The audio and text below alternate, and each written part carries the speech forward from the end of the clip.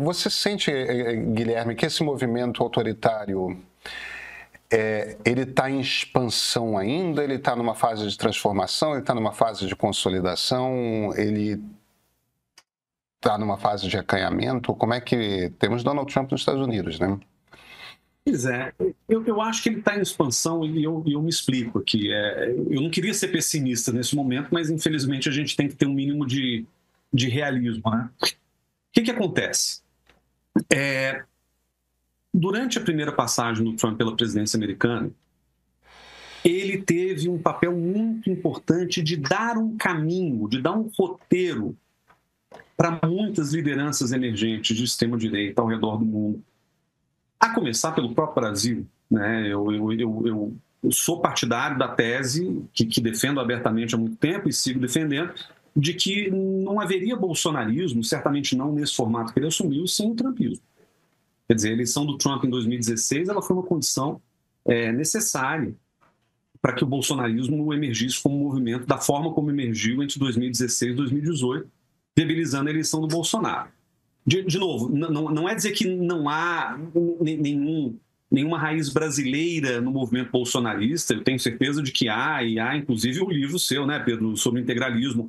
É isso, existe já um movimento, quer dizer, existe uma base de direita, uma ideologia de direita, um ethos de direita que floresceu de novo. Mas o trumpismo, ele deu um tipo de receita que o bolsonarismo seguiu, que o Milei na Argentina seguiu, que outros políticos de extrema-direita foram seguindo ou foram se consolidando ao redor do mundo. O Trump não foi o primeiro político de extrema-direita a se eleger. Viktor Orbán já estava na Hungria há 6 anos, quando o Trump já tinha passado, pelo menos mais uma vez, pelo governo húngaro. Então, o Trump não é novidade do ponto de vista ideológico, mas o fato de aquilo ter sido no centro do mundo, naquele momento, acabou guiando outros políticos a fazerem o mesmo. Agora, tem uma diferença fundamental que é o seguinte. No primeiro governo Trump, ele era visto como uma anomalia dentro de uma longa trajetória democrática e institucional dos Estados Unidos. Ele era visto como uma exceção populista autoritária de extrema-direita. Ele não era a regra. Então, havia uma sociedade civil, havia o Partido Democrata, havia um repertório até inercial dos Estados Unidos que produziam essa contradição de um presidente indo por um caminho, mas o que os Estados Unidos representavam no mundo indo para outro caminho, seguindo aquele caminho de democracia liberal que ele sempre seguiu. Trump 2 é diferente. Trump 2 já é a concretização muito mais bem acabada, muito mais bem planejada do projeto populista autoritário do extrema-direita. Ontem eu estava em Brasília e ouvi uma expressão que eu achei muito interessante, que o cara estava fazendo uma diferença do Ocidente, em inglês West, para o Velho Oeste, Wild West. Queria dizer o seguinte, o que o Trump representa é uma lógica de pensamento característica do Velho Oeste. Não é o Ocidente simbólico liderado pelos Estados Unidos. É uma outra forma meio bárbara, meio brutal de lidar com as coisas. E ele está fazendo isso muito rápido, inclusive. Então, o que eu vejo é que nesse segundo mandato do Trump, ele traz um elemento novo de permanência de uma outra visão de mundo que eu acho que vai ter um impacto muito duradouro sobre o planeta.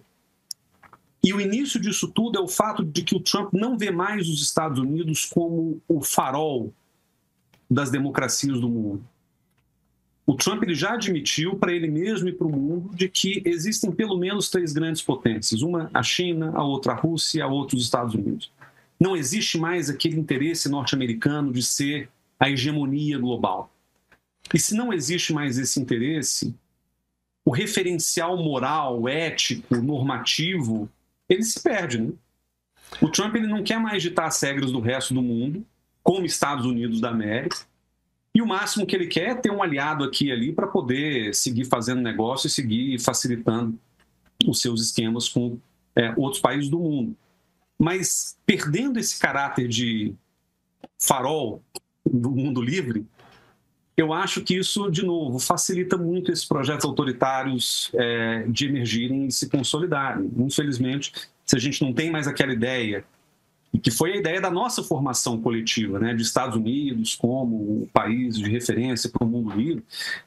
Se a gente tem um país em que nós todos que já passamos em algum momento pelos Estados Unidos como turistas ou como, né, estudantes, etc., um país em que você tem estudantes estrangeiros sendo presos e deportados de maneira arbitrária, no meio da rua, isso não é mais compatível com nenhuma imagem que a gente possa segurar dos Estados Unidos, e acho que isso também ajuda que certos pequenos projetos autoritários se reproduzam ao redor do mundo. Infelizmente, mas... A Marilis vai te fazer uma pergunta, ela estava com uma pergunta aqui pronta, mas eu só queria, ouvindo você, fazer um comentário.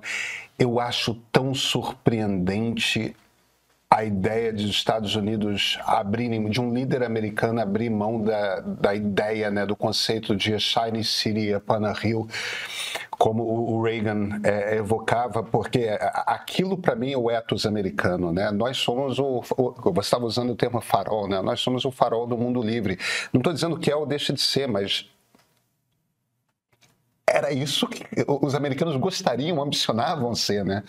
E abriram mão completamente disso e o cara levou a maioria. Bem impressionante. Marilis, desculpa. Não, imagina. Casarões, a gente, como mundo, ficou muito assustado com a ascensão do Trump em 2016, aí vem Bolsonaro, mas aí depois parece que a gente chegou ali no fundo do poço e começou a se recuperar. Estou pegando o exemplo de Brasil e Estados Unidos mesmo. Aí o Biden se elege, o Lula vence Bolsonaro, ainda que por uma diferença muito pequena de votos. O que aconteceu para a gente estar vendo essa extrema-direita voltar com tanta força depois de um período que a gente achou que que o pior já tinha passado, né? Que o mundo estava recuperando as suas bases democráticas e que a eleição do Biden era um sinal forte disso e do Lula também. E a gente viu, o que a gente está vendo agora é que pode ser muito pior. Deixa eu acoplar aqui uma pergunta do José Carlos, que escreveu para a gente, José Carlos Menezes. Ele pergunta a respeito desse cenário americano, né? Se você acha, Casarões, que caso haja uma reação nos Estados Unidos, ele menciona aqui, por exemplo, um impeachment do Trump, se esse movimento autoritário que você disse que está espalhado também pode arrefecer.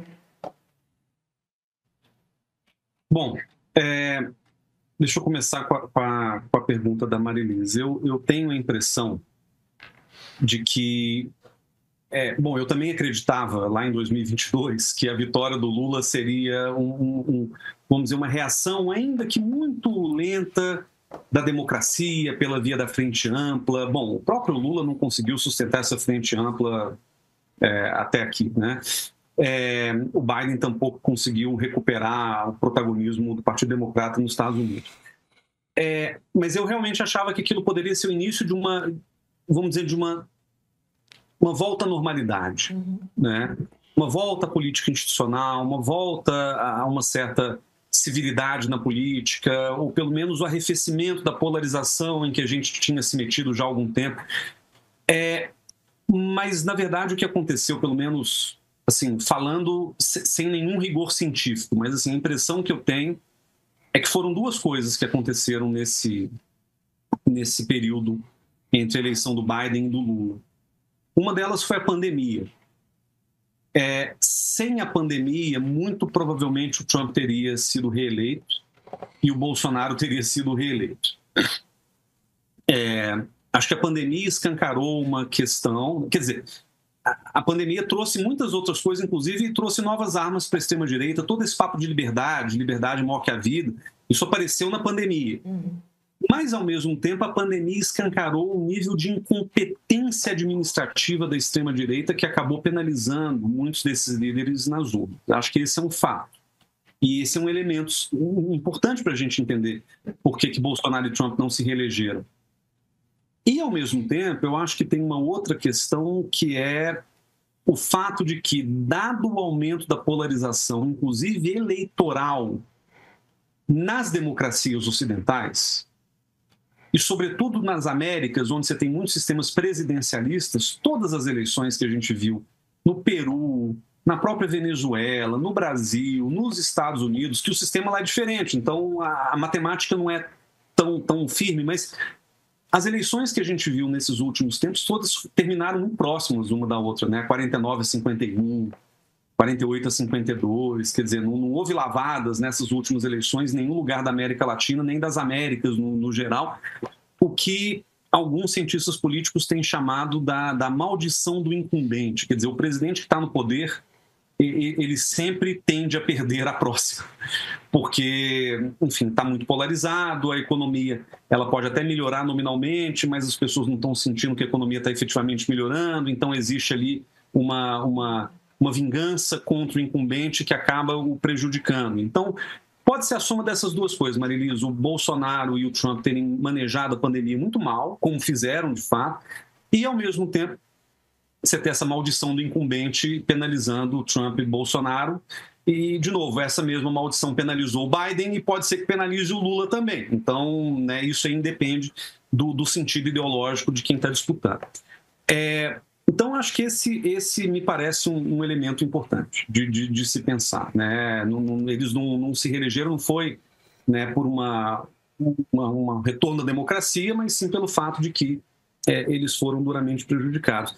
Luísa, qual foi a pergunta Se a respeito se houvesse uma reação nos Estados Unidos contra o governo Donald Trump, se isso poderia fazer com que o avanço da extrema-direita no mundo arrefecesse?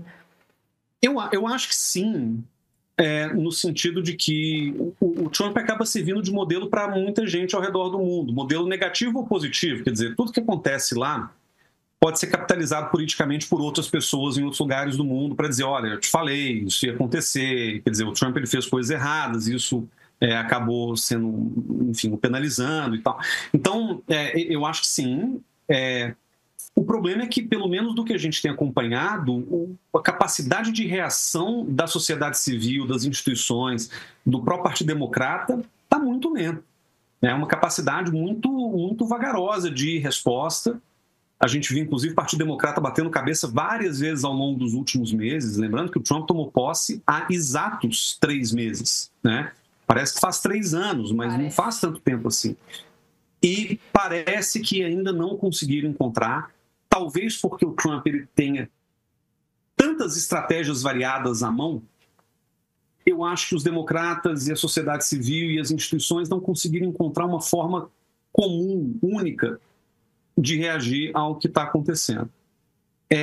Inclusive, a gente dentro do Partido Democrata que tem uma tese, que é a tese do famoso quanto pior, melhor, que é para deixar o governo Trump se estrepar durante esses próximos meses para colher os frutos na eleição de meio de mandato no ano que vem ou para eventualmente assegurar um pedido de impeachment contra o Trump.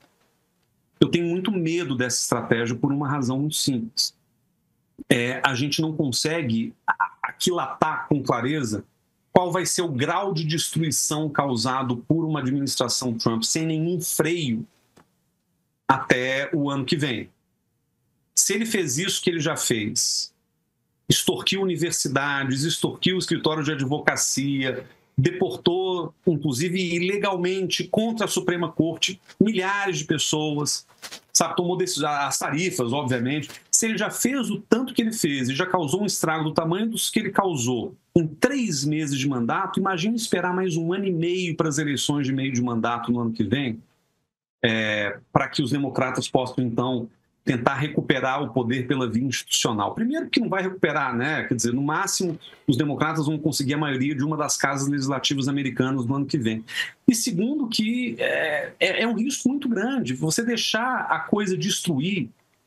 Eu ouvia muito isso aqui no Brasil, Marilisa, o Bolsonaro fazendo aquelas coisas na pandemia e eu pensando, cara, o impeachment está ali, iminente, né? Assim, ele devia acontecer logo.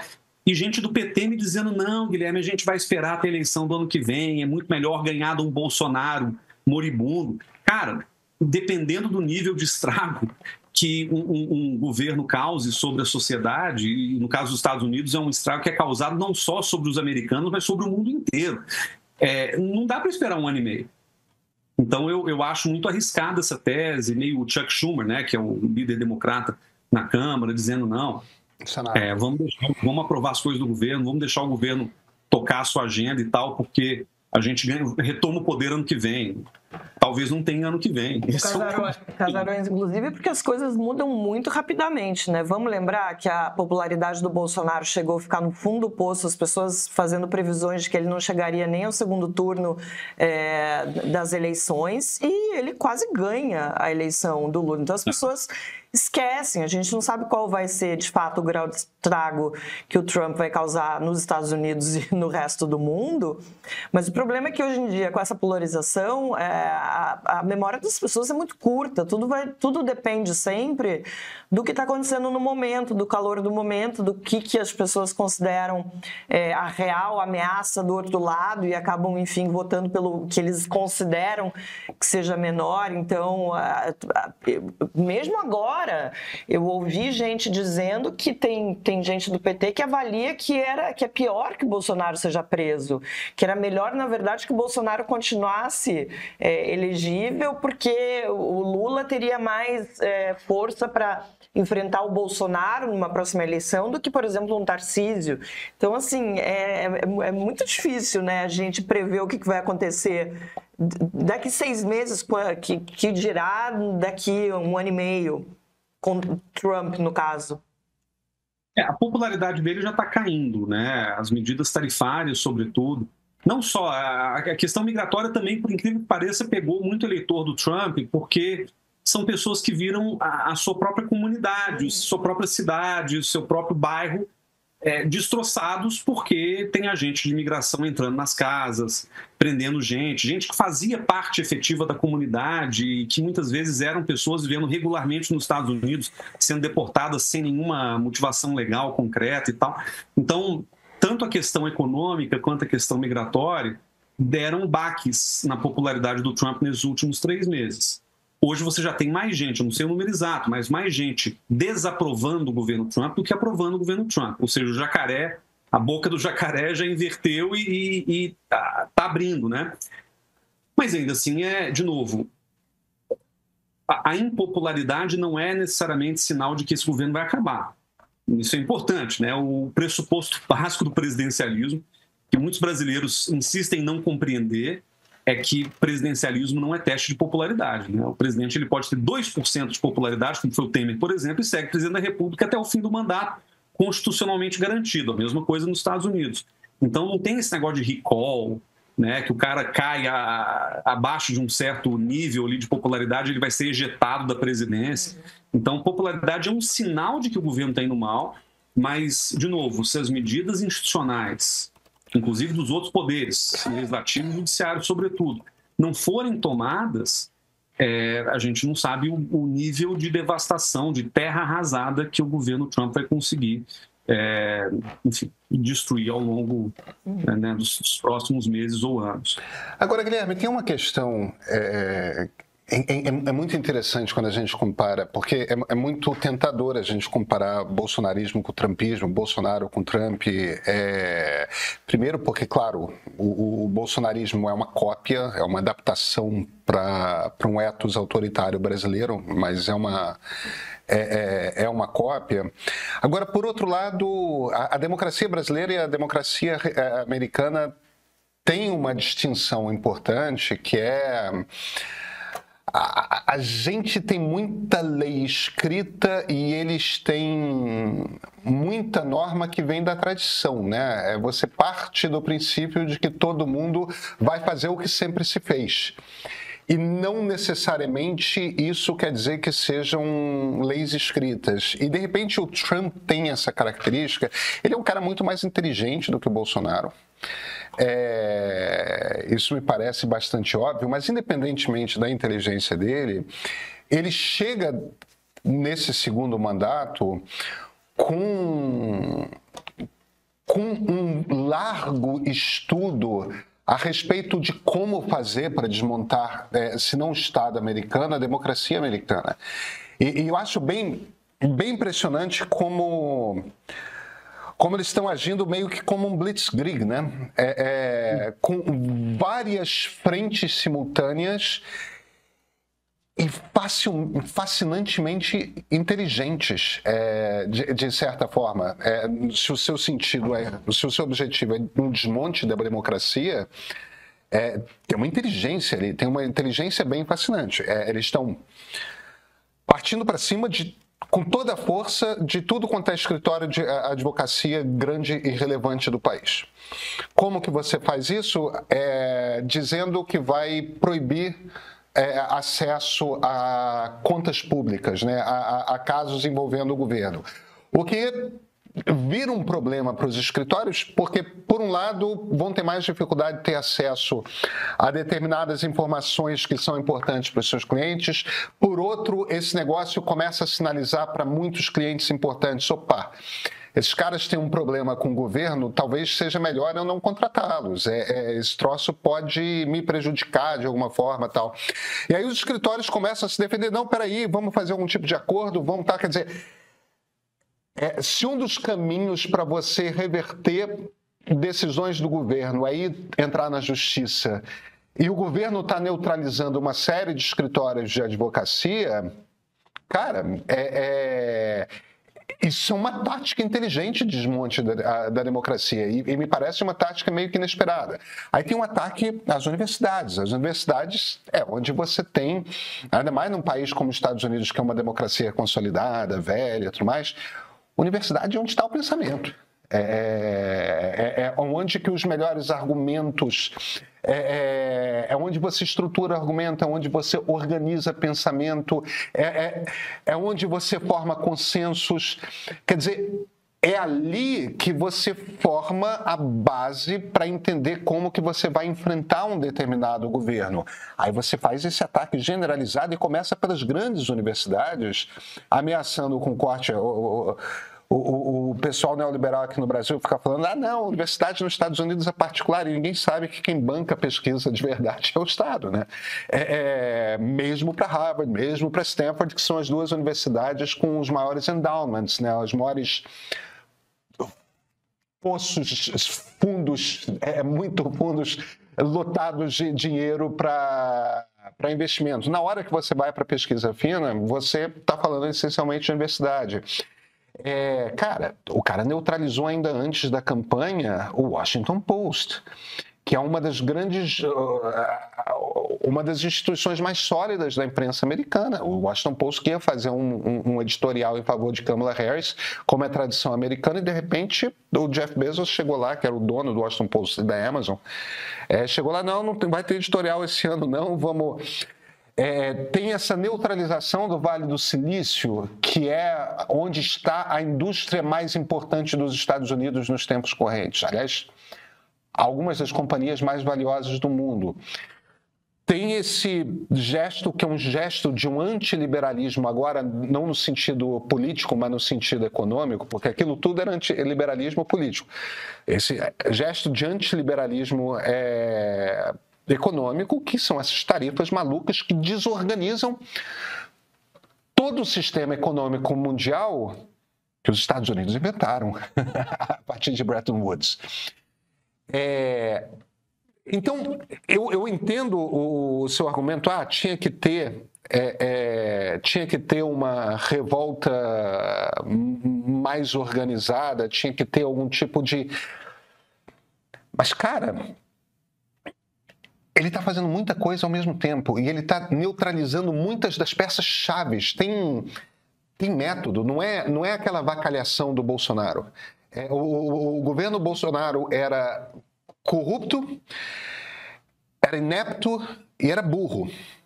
O governo Trump é corrupto no sentido mais profundo de corrupção, não do desvio do dinheiro, embora isso deva estar... Tem já alguns escândalos de corrupção de grana mesmo, mas é corrupto no sentido de ir contra as instituições, ir contra as estruturas da democracia. Mas ele é inteligente, aparentemente não tem nada de inepto, diferentemente, inclusive, do primeiro governo Trump, né? Eles parecem ser muito competentes nessa arte de como que eu vou desmontar a democracia americana. Eles têm uma fórmula ali, eles estão seguindo essa fórmula. Eu não sei se vai funcionar, mas não sei se é óbvio como que você organiza a resistência nesse... São 3 meses, são 4 meses, né? Pedro, mas as pessoas já estavam falando do projeto 2025, que é a base escrita... Da Heritage Foundation, sim. Foundation, que é a base escrita do projeto de desmonte do Estado e da democracia dos Estados Unidos. As pessoas já falam disso há mais de um ano. Eu sei porque eu tive acesso ao projeto 2025 quando ele estava sendo redigido. Eu li trechos daquilo quando ainda não estava tudo disponível no próprio site da Heritage. E eu fiquei muito assustado com o nível de organização e mais, de sofisticação do argumento autoritário que estava por trás daquele projeto.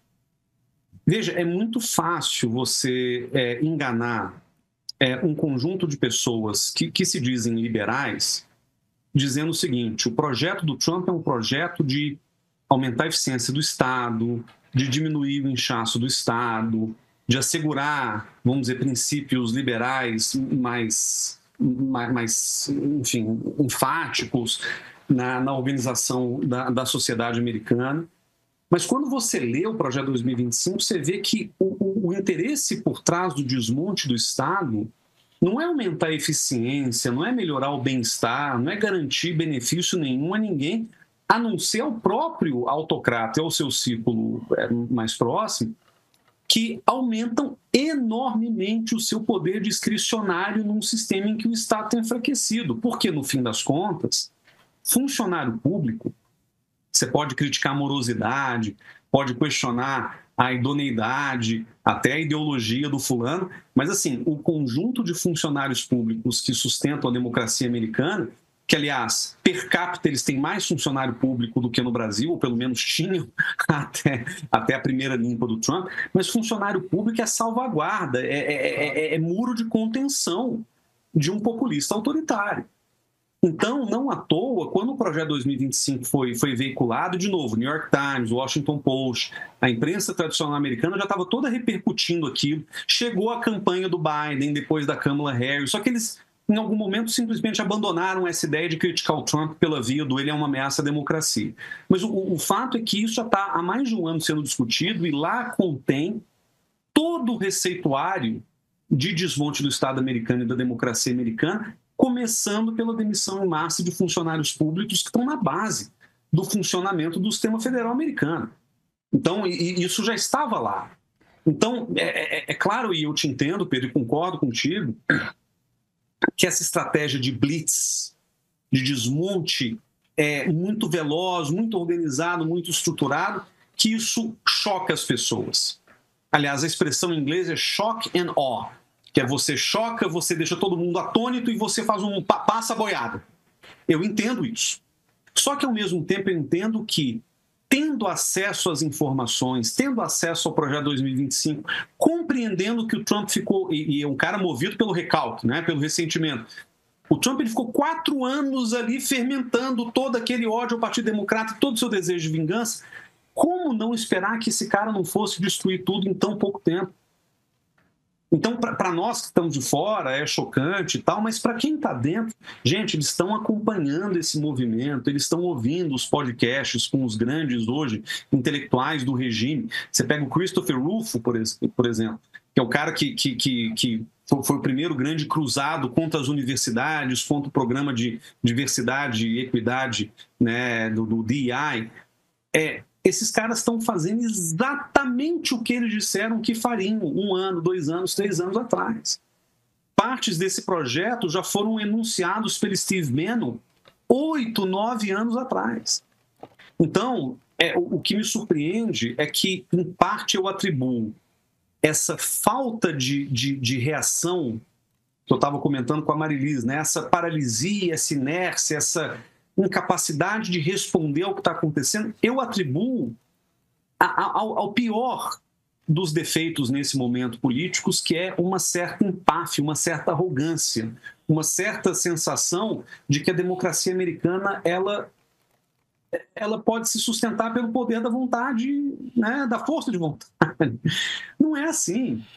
Os americanos, por muito tempo, tomaram a democracia americana de barato, quer dizer, consideravam que a democracia era o pano de fundo onde tudo ocorreria e que nada aconteceria fora da democracia. O Trump está mostrando dia após dia que você não pode contar com a democracia. Você tem que lutar por ela.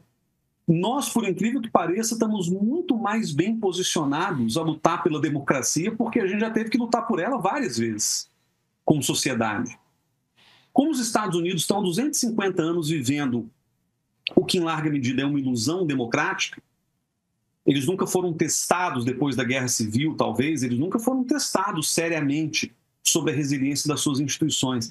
Então, a própria maneira, veja, eu admiro muito o trabalho do Steven Levitsky, do Ziblatt, das pessoas que têm escrito sobre isso, mas, de alguma maneira, existe uma certa sensação de que você precisaria de muito mais do que um Trump para demolir a democracia americana.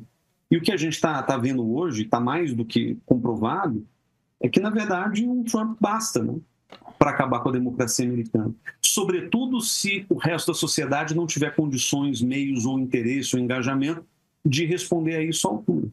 E é o que a gente tem visto. A própria maneira como as universidades capitularam, Harvard foi uma exceção, Princeton tem se posicionado, mas assim, Columbia, que é o caso talvez mais evidente, de como eles se submeteram muito rapidamente a uma dinâmica de extorsão por parte do governo. Meu amigo Cláudio Couto, aqui da GV, escreveu um artigo na Folha de São Paulo em que ele falava dessa tática que é quase mafiosa, né? De extorquir escritório de advocacia, de extorquir universidade, de extorquir o próprio cidadão que está lá e que pode ser preso por qualquer razão, de extorquir os antigos aliados por tarifas. Essa lógica da extorsão, de novo, ela já deveria ter sido identificada e compreendida por quem se opõe ao Trump, porque nada disso é novo. Você lê o The Art of the Deal, né, a Arte da Negociação, que é um livro que o Trump escreveu em 87. Lá já está escrito como ele faz para negociar e para extorquir. Ele é fã do Lee Iacocca, que é um cara que já falava de tarifa nos anos 80, do CEO da Chrysler. Ou seja, as pessoas estão hoje recuperando os sinais de que o governo Trump seria como está sendo, mas assim, com meses de atraso, porque estava tudo já escrito, dado, publicado, dito. Então me surpreende um pouco que esse conjunto de informações, que para a gente já tinha identificado aqui, de novo, olhando de longe, analisando, mas me surpreende que as pessoas que estão vivendo o colapso da democracia americana não tenham percebido isso antes, até como forma de se antecipar. E aí, só para concluir a história da corrupção, né, das primeiras medidas que o governo Trump tomou, aboliu os mecanismos de investigação de práticas de corrupção por empresas americanas no exterior, sob o argumento de que, sem propina, a empresa americana no exterior está em desvantagem. Acabaram com todo tipo de regulação de criptomoeda, e o Trump ele próprio está divulgando a sua criptomoeda, promovendo jantares aí e tal.